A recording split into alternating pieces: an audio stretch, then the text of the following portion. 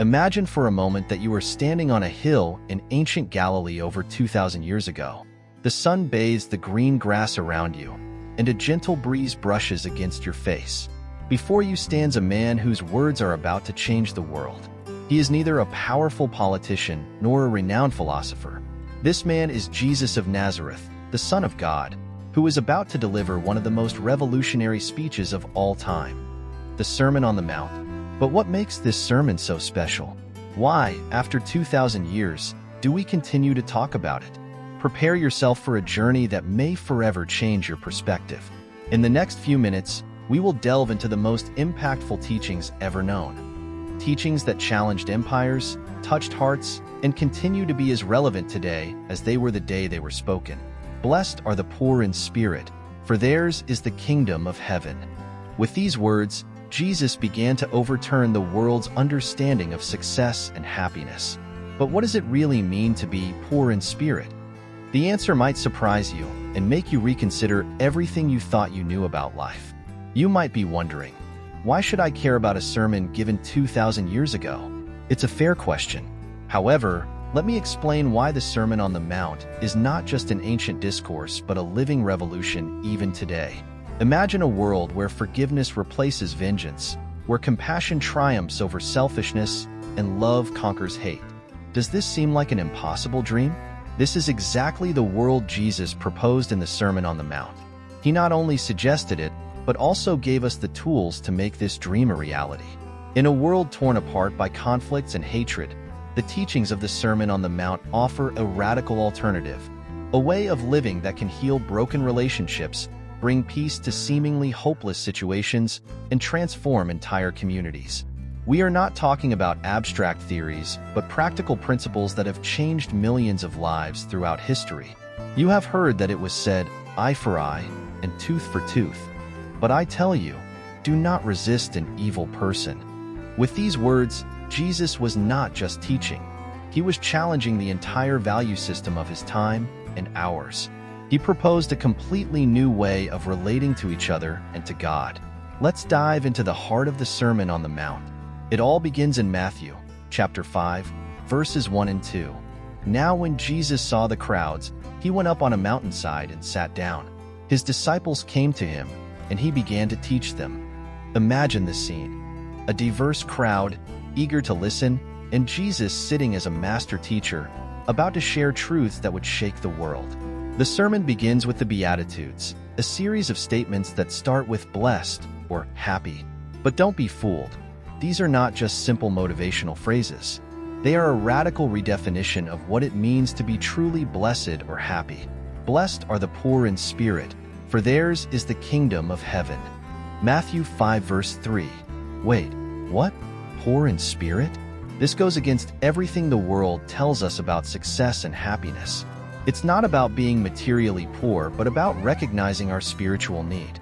It's admitting that we don't have all the answers and that we need God. This is the first step to experiencing the kingdom of heaven, not in some distant future, but here and now.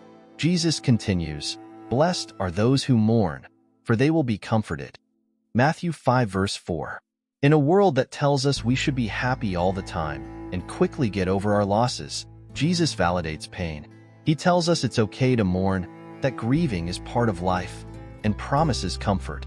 It's not an invitation to pessimism, but an acknowledgement that pain is part of the human experience and that God is with us in our suffering. Moving forward in the Beatitudes, we find this gem. Blessed are the meek, for they will inherit the earth. Matthew 5 verse 5. Wait a minute, the meek will inherit the earth? In a world that celebrates the aggressive and those who assert themselves, this sounds like madness. But Jesus is directly challenging the mindset that the strongest survive. Meekness is not weakness. It is strength under control. It's the ability to respond with love even when treated unfairly. It's having the power to retaliate, but choosing not to.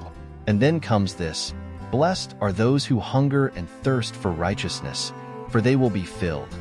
Matthew 5 verse 6. Jesus is not talking about a casual wish for things to be better. He's talking about a deep longing, like physical hunger and thirst. It's a call to action. It's not enough to wish for change. We must actively work toward a more just world. But Jesus doesn't stop there. He says, "Blessed are the merciful, for they will be shown mercy." Matthew 5 verse 7. In a world that often cries out for vengeance, that delights in seeing the mighty fall, Jesus invites us to choose compassion. Mercy is not just a feeling, it's an action.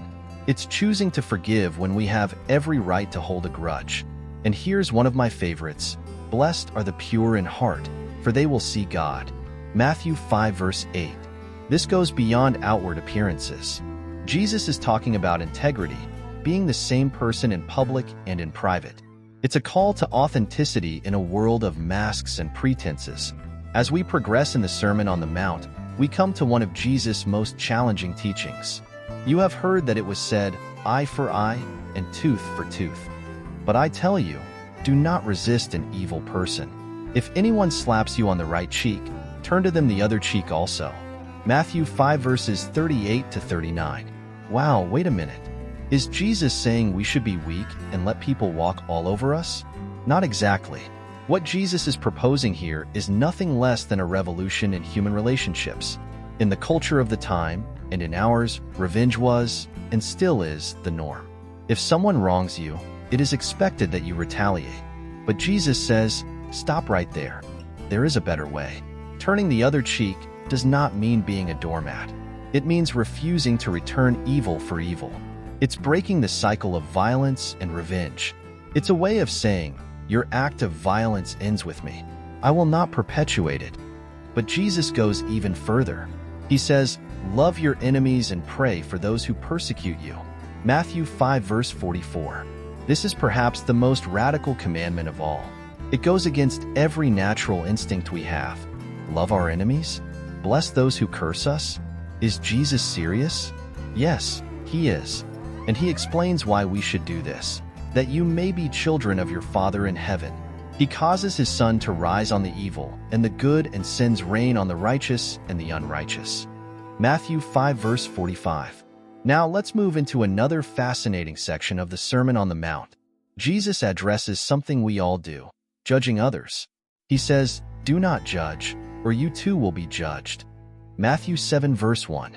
At first glance, this might seem like an invitation to have no moral standards. But that's not what Jesus is saying. Not at all. He's warning against hypocritical and arrogant judgment. Jesus illustrates this with a hilarious image. Why do you look at the speck of sawdust in your brother's eye and pay no attention to the plank in your own eye? Matthew 7 verse 3. Imagine for a moment someone with a huge log sticking out of their eye, leaning in to remove a tiny speck from someone else's eye. It's absurd, and that's the point. Jesus is using humor to make a powerful point. It's not about never seeing the faults of others. It's about starting with an examination of our own hearts first. It's about approaching others with humility and compassion, not with a spirit of moral superiority. Jesus continues with one of his most famous teachings. So in everything, do to others what you would have them do to you. For this sums up the law and the prophets. Matthew 7 verse 12. This is the famous golden rule, and it's revolutionary in its simplicity. It doesn't say, don't do to others what you don't want them to do to you. That's negative and defensive. Instead, Jesus challenges us to be proactive, to do to others what we would like them to do to us. If you want to be treated with respect, treat others with respect. If you want to be loved, love others. It's a complete paradigm shift, moving us from self-protection to active generosity. As the Sermon on the Mount draws to a close, Jesus gives a serious warning. He tells us that it's not enough to hear these teachings. We must put them into practice. He illustrates this with the story of two men who built houses, one on rock, the other on sand. When the storm came, only the house on the rock stood firm. Jesus concludes, therefore, everyone who hears these words of mine and puts them into practice is like a wise man who built his house on the rock. Matthew 7 verse 24. This is the essence of the Sermon on the Mount. It's not just a beautiful ideal, it's a call to action. Jesus invites us to build our lives on the solid rock of his teachings. This doesn't mean it will be easy. There will be storms, there will be challenges, but if our foundation is firm, we will stand strong. The Sermon on the Mount is more than words. It's a call to radical transformation. It's a challenge to live counterculturally, to love extravagantly, to forgive abundantly, to seek justice with passion, to be merciful, pure in heart, and to build our lives on the unshakable truth of Jesus' teachings. This sermon continues to echo through the centuries, touching hearts and changing lives because its words are life. They reflect the heart of God, who not only desires but empowers us to live the way He taught. Now, the question remains, how will we respond to this call? How will we allow these words to shape our life and faith? Our priorities, a reflection on true service. The things we prioritize shape who we are. Our priorities are not just about what we do, but about who we become. In this light, Jesus presents us with a profound challenge. No one can serve two masters. Either you will hate the one and love the other, or you will be devoted to the one and despise the other. You cannot serve both God and money. Matthew 6 verse 24. Jesus is not condemning money itself. Rather, He warns against allowing our love for money and material possessions to dominate our lives. This obsession can easily become our master, controlling our decisions, shaping our values, and determining our life's direction. When we let material wealth take the lead, there's little room left for God. The Lord's Prayer, a revolutionary approach to prayer. We now turn to one of the most famous sections of the Sermon on the Mount, the Lord's Prayer. Jesus begins, "This, then, is how you should pray. Our Father in heaven, hallowed be your name." Matthew 6 verse 9. Pause and consider how revolutionary it was to start a prayer with "Our Father." In that cultural context, God was often seen as distant and fearsome. Yet, here Jesus teaches us to approach God as a loving Father. This changes everything. Jesus continues, "Your kingdom come, your will be done, on earth as it is in heaven." Matthew 6 verse 10. This is not just a beautiful line. It's a radical commitment.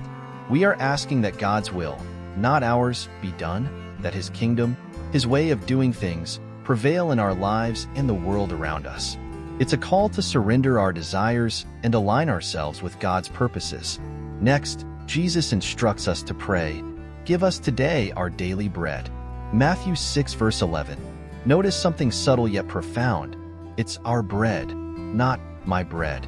Even in our most basic needs, Jesus reminds us that we are part of a community, and it's daily bread, encouraging us to trust God each day, rather than hoarding anxiously for the future.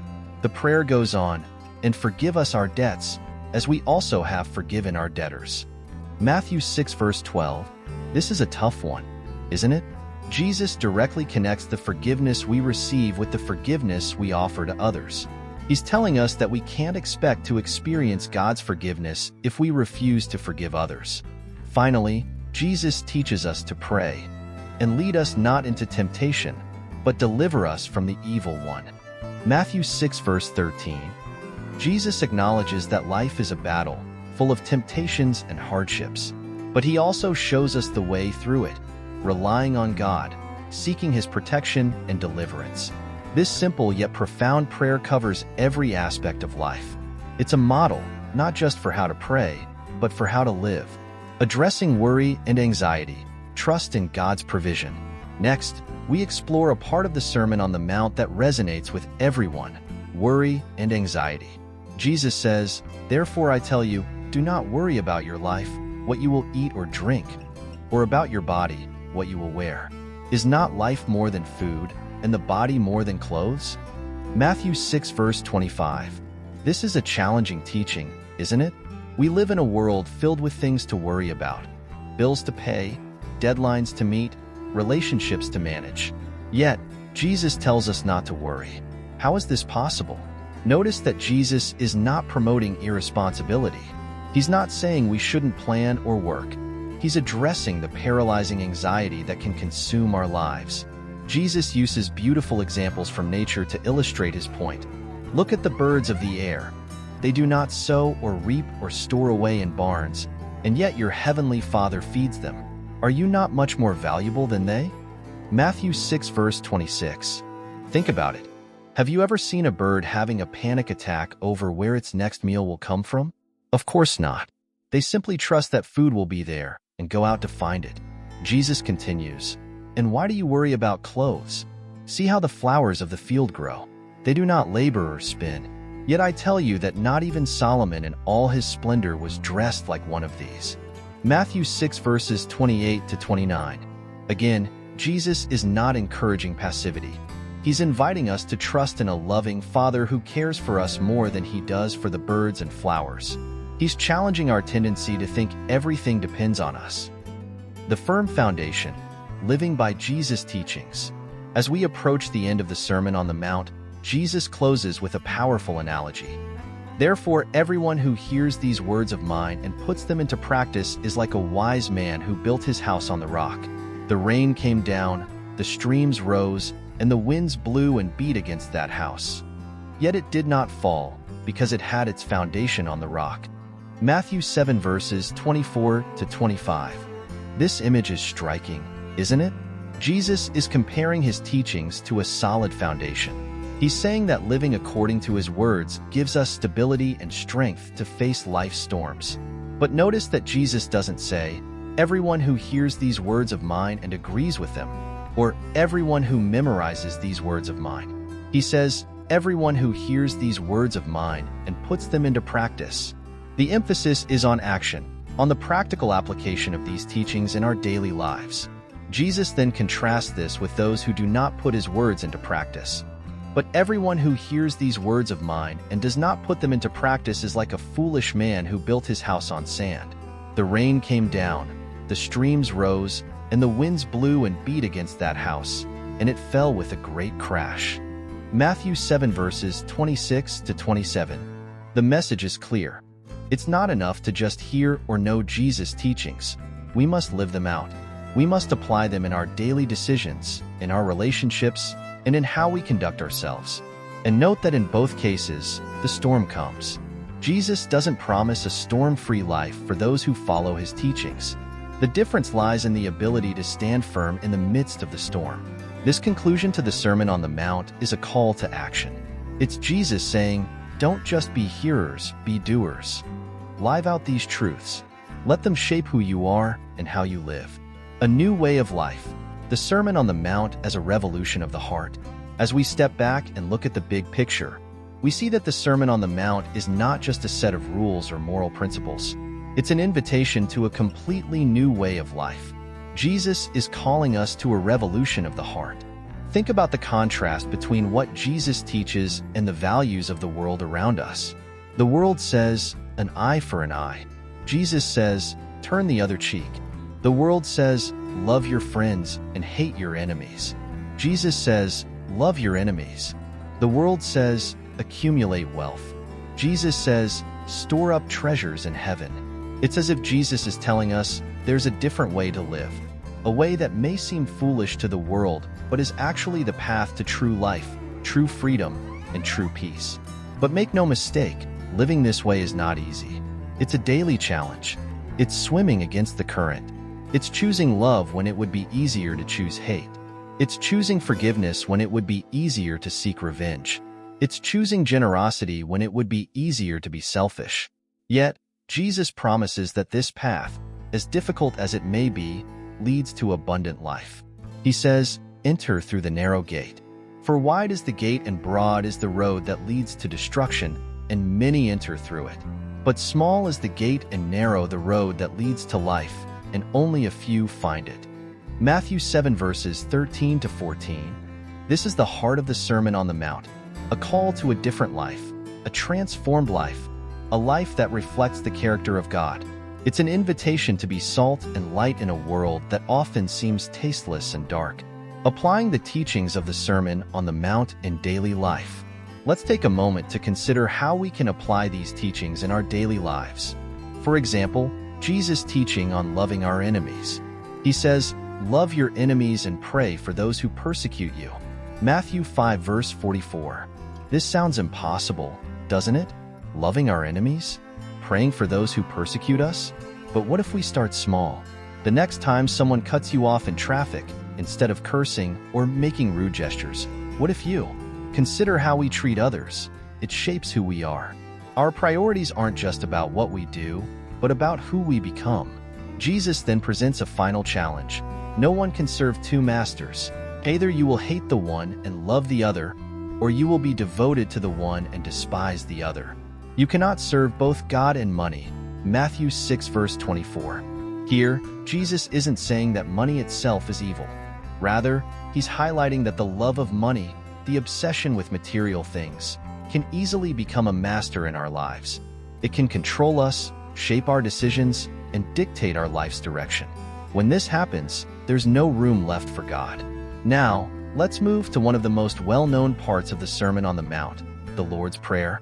Jesus says, "This, then, is how you should pray. Our Father in heaven, hallowed be your name." Matthew 6 verse 9. Pause for a moment and consider how revolutionary it was to begin a prayer with "Our Father." In that culture, God was seen as distant and fearsome. But here, Jesus is teaching us to approach God as a loving Father. This changes everything. He continues, "Your kingdom come, your will be done, on earth as it is in heaven." Matthew 6 verse 10. This isn't just a beautiful part of a prayer. It's a radical commitment. We're saying, "God, let your will, not mine, be done. Let your way of doing things prevail in my life and in the world."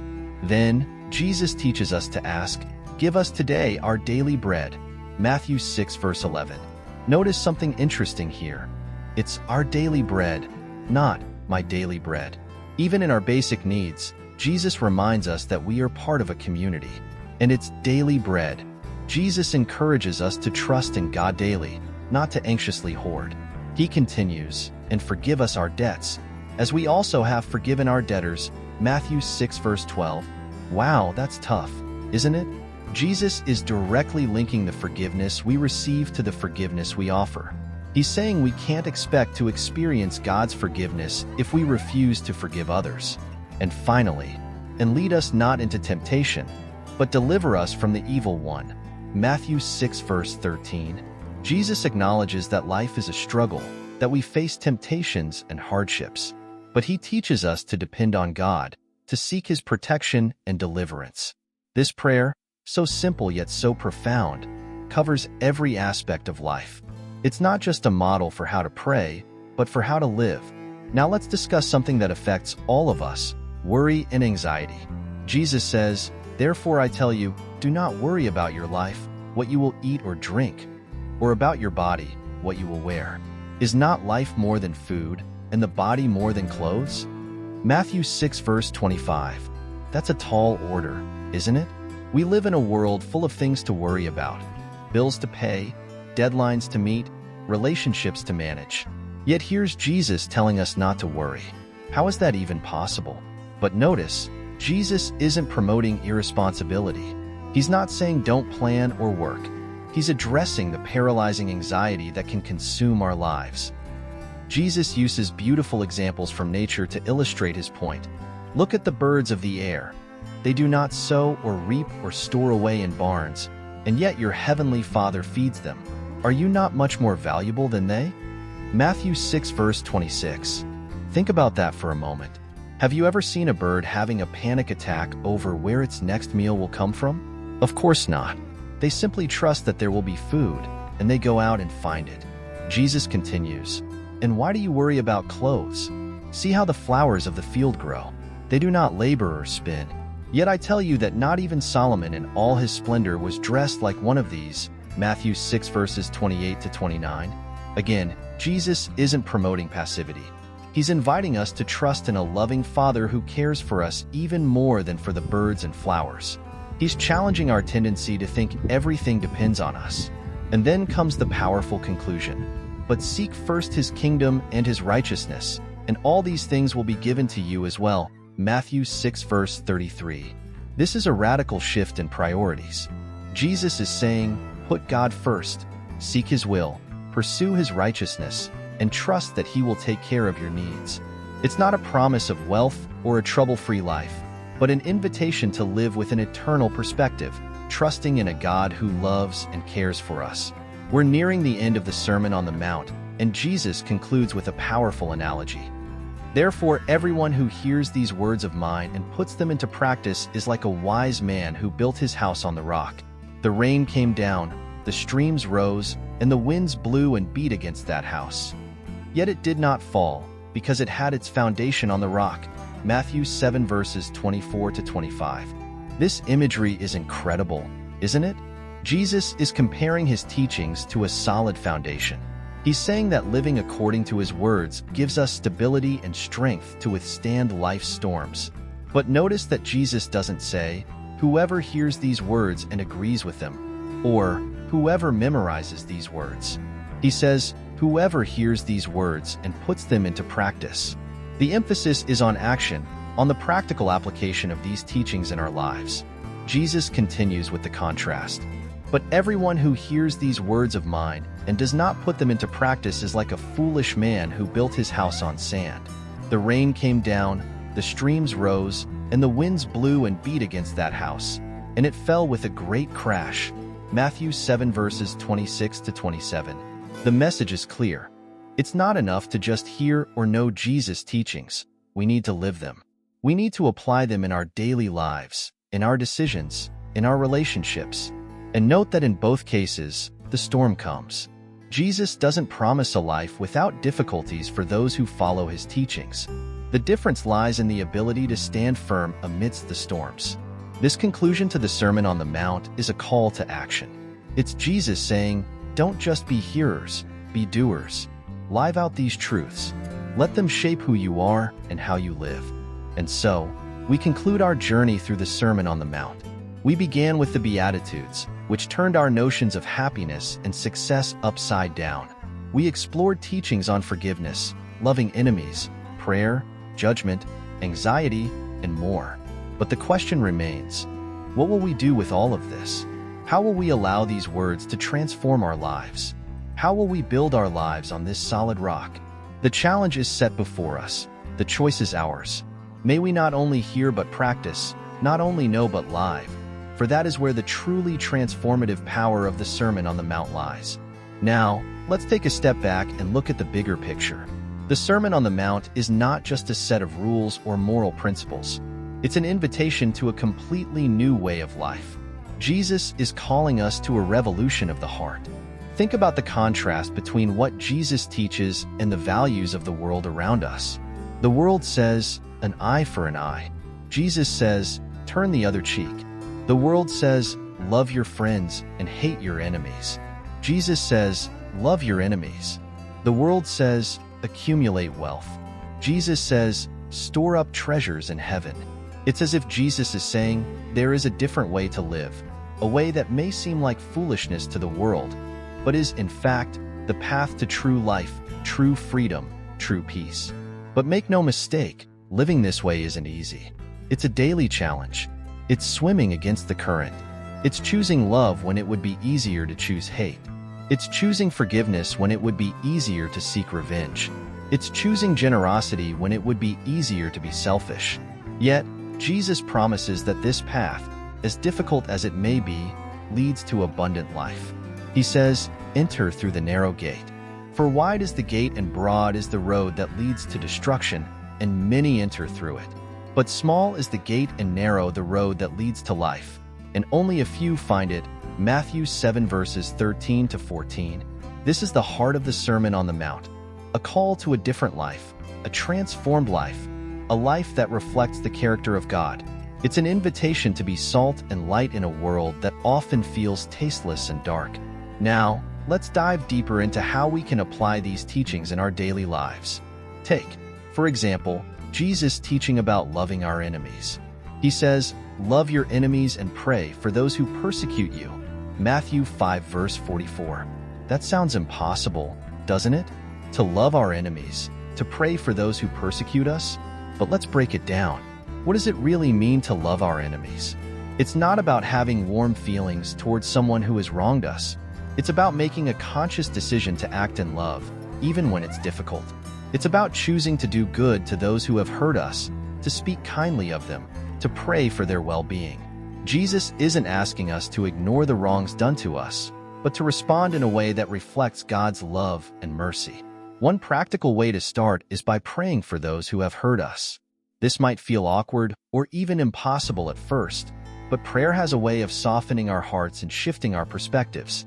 When we pray for someone, we begin to see them through God's eyes, as a person in need of grace, just like us. Now, let's consider another challenging teaching: do not judge, or you too will be judged. Matthew 7 verse 1. This verse is often misunderstood. Jesus isn't saying that we should never make moral judgments or discern right from wrong. He's warning against a judgmental attitude, a tendency to criticize others while ignoring our own flaws. He's calling us to humility, to self-examination, and to empathy. Think about it this way. Before pointing out someone else's mistakes, take a moment to look inward. Ask yourself, am I guilty of the same thing? Am I being hypocritical? This kind of self-reflection can lead to greater compassion and understanding. And when we do need to confront someone about their behavior, we should do so with humility and love, not with a sense of superiority. Jesus also teaches us about the power of our words. He says, "But I tell you that everyone will have to give account on the day of judgment for every empty word they have spoken." Matthew 12 verse 36. This is a sobering thought, isn't it? Our words matter. They can build up or tear down, heal or hurt. Jesus is challenging us to be mindful of what we say and how we